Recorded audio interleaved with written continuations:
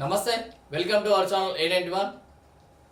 2.5 ఏళ్లలో వ్యవస్థల్ని కుప్పగూల్చారు. రాష్ట్రంలో కాంగ్రెస్ పాలన అస్తవ్యస్తం. వచ్చే ఎన్నికల్లో గెలిచేది బారాసానే భాజపాది మనవాద సిద్ధాంతం. కావాలనే మహిళా బిల్లు విరిగిపోయేలా చేశారు. పార్టీ రాష్ట్ర కమిటీ మినహా మిగతావి రద్దు. ముఖాలు చూసి టికెట్ ఇచ్చేది లేదు. పక్షం రోజుల్లో సభ్యత్వ నమోదు. తెలంగాణ అస్తిత్వ పరిరక్షణ సైన్యాన్ని తయారు చేద్దాం. బారాసా పార్టీ రజోత్సవ ముగింపు కార్యక్రమంలో కేసీఆర్ పిలుపు. కేసీఆర్ గారు 2.5 ఏళ్లలో వ్యవస్థల్ని కుప్పగూల్చారంటున్నారు. మరి 10 సంవత్సరాల్లో నువ్వెంత వ్యవస్థని కుప్పగూల్చావు ఒకసారి అది కూడా అర్థం చేసుకోవాలి. మళ్ళీ నువ్వే వచ్చి ఇప్పుడు నువ్వు 10 ఏళ్లలో ఎంత చేసినావో నువ్వు కుప్పగూల్చినావనే ఈయన రావాల్సి వచ్చింది. ఇప్పుడు ఈయన కుప్పగూల్చున్నావు, నువ్వు రావాల్సింది. మీ ఇద్దరి మధ్యలో నువ్వు కుప్పగూల్చున్నావు, ఆయన కుప్పగూల్చున్నావు అని ఇద్దరి మధ్యలో నాశనం అయ్యేది సాధారణ ప్రజలే. ఈ ప్రజల కన్నా ఇప్పటికైనా అర్థమైతేనే ఉంది మీరు ఎవరిని కుప్పగూల్చురు, ఎవరు ఇది చేస్తురు. మీరు వ్యవస్థని కుప్పగూల్చడానికి ముఖ్య కారణం విద్య, సరైన విద్య ఇవ్వకపోవడమే. ప్రజలకి, సాధారణ ప్రజలకి సరైన విద్య ఇవ్వకపోవడంలే.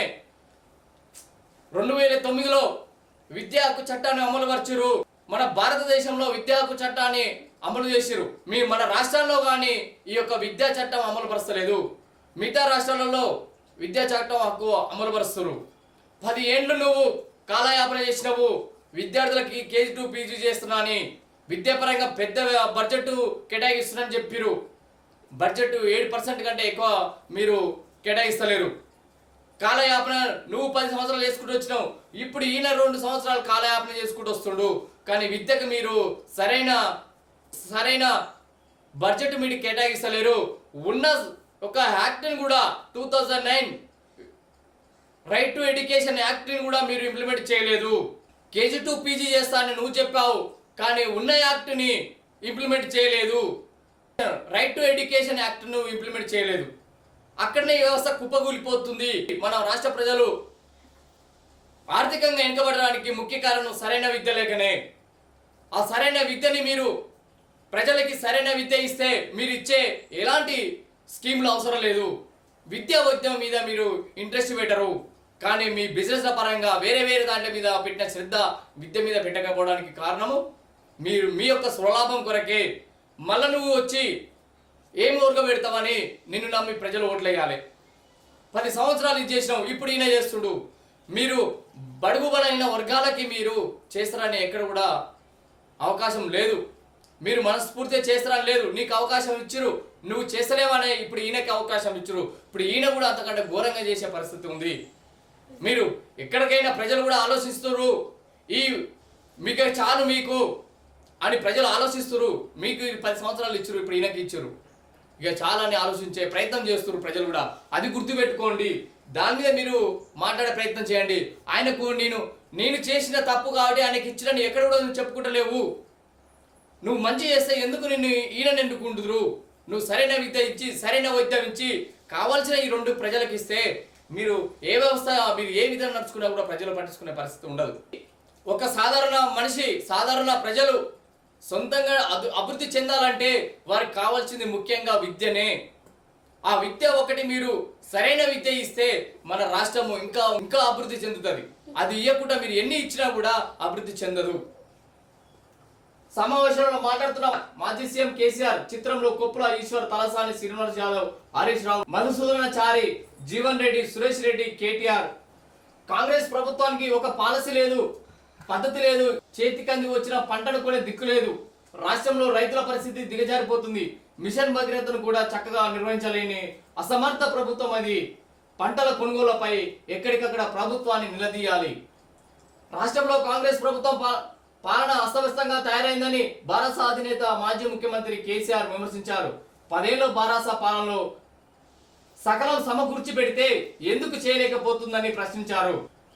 భాజపా పార్టీ రజతోత్సవం సందర్భంగా తెలంగాణ భవన్లో సోమవారం నిర్వహించిన ముగింపు వేడుకలకు కేసీఆర్ హాజరయ్యారు. ఎర్రవెల్లి నుంచి ముందుగా బంజారా హిల్స్ లోని నందినగర్ నివాసానికి, అక్కడి నుంచి తెలంగాణ భవన్ కు వచ్చి ఆయనకు పార్టీ ప్రధాన కార్యదర్శి రావుల చంద్రశేఖర్ రెడ్డి పుష్పగుచ్చం ఇచ్చి స్వాగతం పలికారు. ముందుగా తెలంగాణ తల్లి విగ్రహానికి కేసీఆర్ పుష్పాంజలి ఘటించారు. అనంతరం భారత రాష్ట్ర కార్యవర్గ సమావేశంలో పాల్గొన్నారు. ఇటీవల పార్టీలో జరిగిన జగిత్యాల మాజీ ఎమ్మెల్యే జీవన్ రెడ్డిని పరిచయం చేశారు. పార్టీ ప్రధాన కార్యదర్శిగా ఆయన సేవలను పూర్తి స్థాయిలో వినియోగించుకుంటామని చెప్పారు. సమావేశంలో హాజరైన పార్టీ నేతల నుంచి అభిప్రాయాలను స్వీకరించిన అనంతరం కేసీఆర్ ప్రసంగించారు. తాగునీటి కొరత, విద్యుత్ కొరతలు, తాగునీటి కొరతతో ప్రజలు అల్లాడుతున్నారని, విద్యుత్ కోతలతో విలవిలలాడుతున్నారని, రైతులు, మహిళలు, విద్యార్థులు, యువత, ఉద్యోగులు ఇలా అన్ని వర్గాల తీవ్ర అసంతృప్తిలో ఉన్నాయి. ప్రజలకు ఏమాత్రం పనికిరాని ప్రభుత్వం ఇది. 2.5 ఏళ్లలో పాలనలో వ్యవస్థలన్నింటినీ కుప్పగూల్చారు. కాంగ్రెస్ నేతలు అరాచకాలు, అక్రమాలు, భూకబ్జాలు పాల్పడుతున్నారు. అడ్డగోలుగా హామీలు ఇచ్చి అధికారంలోకి వచ్చారు. ఒక్కటి అమలు చేయకుండా మోసం చేస్తున్నారు. ప్రజలు ఈ ప్రభుత్వంపై విసుగు చెందారు. నీ ప్రభుత్వంపై ప్రజలు విసుగు చెందారు, అందుకొరకే ఈయనకిచ్చారు. ఇప్పుడు ఈయన ప్రభుత్వంపై విసుగు చెంది మళ్ళీ నీకు ఇవ్వాలని నువ్వు వస్తున్నావు. అంటే ఈ ప్రజల అవసరాలు కానీ, ఈ ప్రజల బాగోగులు కానీ, ఈ ప్రజలకు కావలసిన విద్య, వైద్యం సక్రమంగా మీరు ఇస్తున్నా? ఒకసారి అది కూడా ఆలోచించుకోవాలి కేసీఆర్ గారు. ఇప్పుడు రేవంత్ రెడ్డి మీద విసుగు చెందారంటున్నారు. నీ మీద విసుగు చెందుతూనే ఇప్పుడు రేవంత్ రెడ్డి వచ్చారు కదా. లేకుంటే రేవంత్ రెడ్డి వచ్చే అవకాశం ఉండేనా? గత్యంతరం లేక మార్పు రావాలి, ఇంకా ఏమైనా చేస్తారో అని ఆశతోటి ఈ రేవంత్ రెడ్డిని ఎన్నుకురు. కానీ మీరు మళ్ళీ ఇప్పుడు రేవంత్ రెడ్డి మీద మీరు విమర్శలు చేస్తున్నారు. ఇప్పుడు ప్రజలు విమర్శలు చేయాలి, ఎవరు ఏంది అనేది ప్రజలు తెలుసుకుంటారు తప్ప నువ్వు ఆయన మీద చేసుకుని నాకు చేయాలని చెప్పుకునే అర్హత కూడా మీకు లేదు. ప్రజలు ముందుకు ఇప్పుడు ఆలోచించుకోవాలి. ప్రజలు ఎవరు బెటర్ అని ఆలోచించుకోవాలి.